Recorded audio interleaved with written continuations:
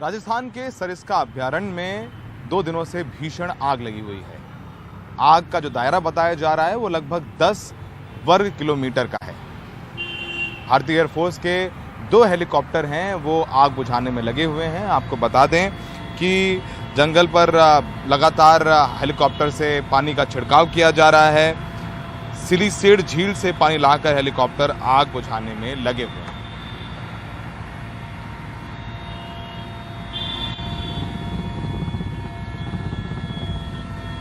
Petrol और diesel के दाम मंगलवार को पूरे देश में एक बार फिर से बढ़ गए हैं। तेल कंपनियों ने दिल्ली में पेट्रोल की कीमत 80 पैसे बढ़ाकर अब 100 रुपये 21 पैसे लीटर कर दिया गया, जबकि डीजल की कीमत 70 पैसे महंगा होकर अब 91 रुपये 47 पैसे लीटर हो गया है। जबकि मुंबई में पेट्रोल की कीमत बढ़कर 115 रुपये 4 पैसे लीटर और डीजल 99 रुपये 25 पैसे लीटर हो चुकी है।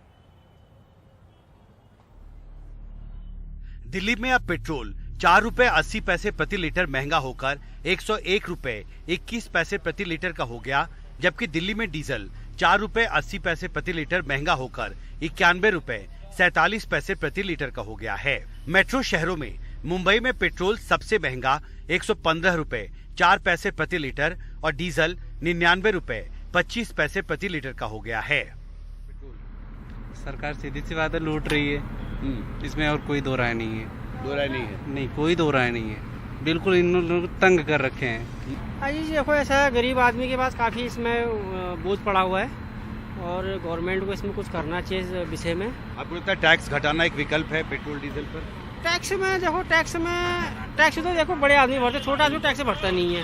जो नॉर्मल आदमी है वो तो टैक्स भरते नहीं है। बड़े आदमी पर टैक्स का असर पड़ना चाहिए और ये चीज़ें घटनी चाहिए। पेट्रोल तो बढ़ ही रहे रेट, डेली बढ़ते जा रहे हैं। खर्चा तो बढ़ ही गया सब आने जाने का। खर्चा बढ़ गया। कितना असर पड़ा? मतलब आपके जैसे एक दिन में कितना पेट्रोल भराते हो आप?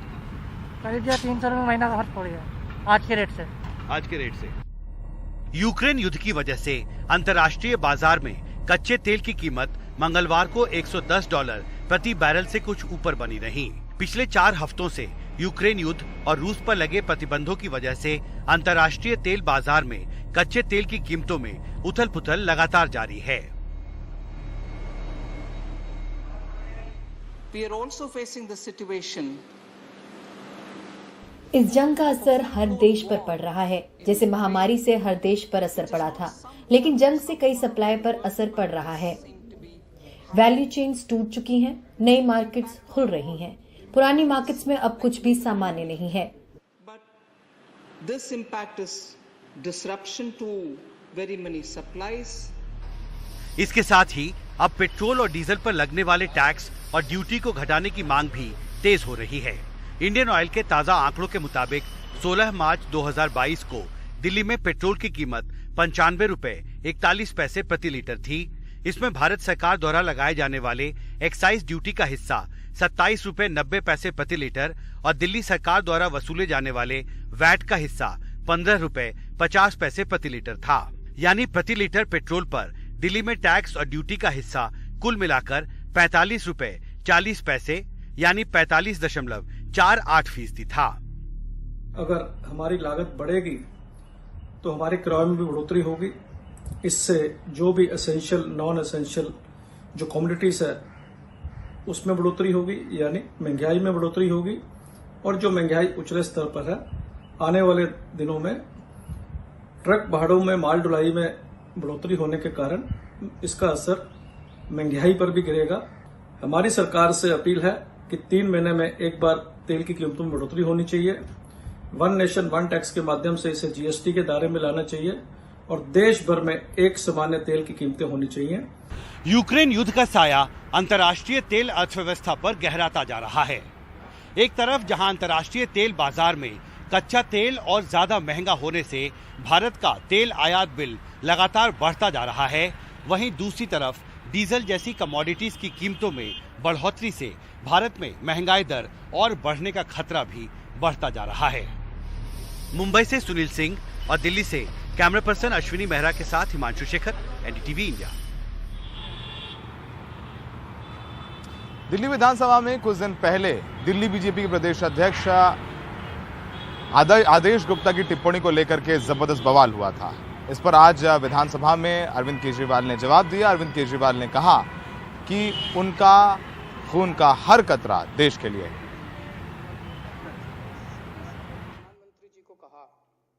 हमारे लिए देश सबसे ऊपर है। अभी भगवंत मान जी की प्रधानमंत्री जी से मीटिंग हुई। मीटिंग में भगवंत मान जी ने सीधे सीधे प्रधानमंत्री जी को कहा कि सर, पंजाब एक बॉर्डर स्टेट है। देश की सुरक्षा, बॉर्डर की सुरक्षा हमारे लिए सर्वोपरि है।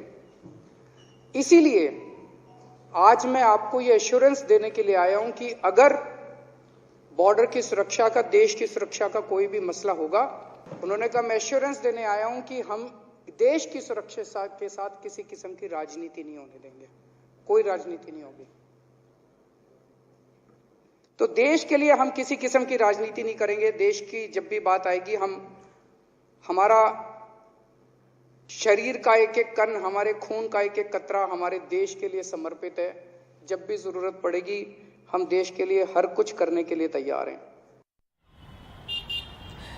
लखीमपुर खीरी हिंसा मामले के मुख्य आरोपी आशीष मिश्रा की जमानत के याचिका के विरोध में आज उत्तर प्रदेश सरकार ने अपना जवाब दाखिल किया है। उत्तर प्रदेश सरकार ने कहा है कि पीड़ित परिवारों के आरोपों से इनकार किया है। फिर उसने कहा कि इलाहाबाद हाईकोर्ट में उसने आशीष मिश्रा के जमानत का विरोध किया था।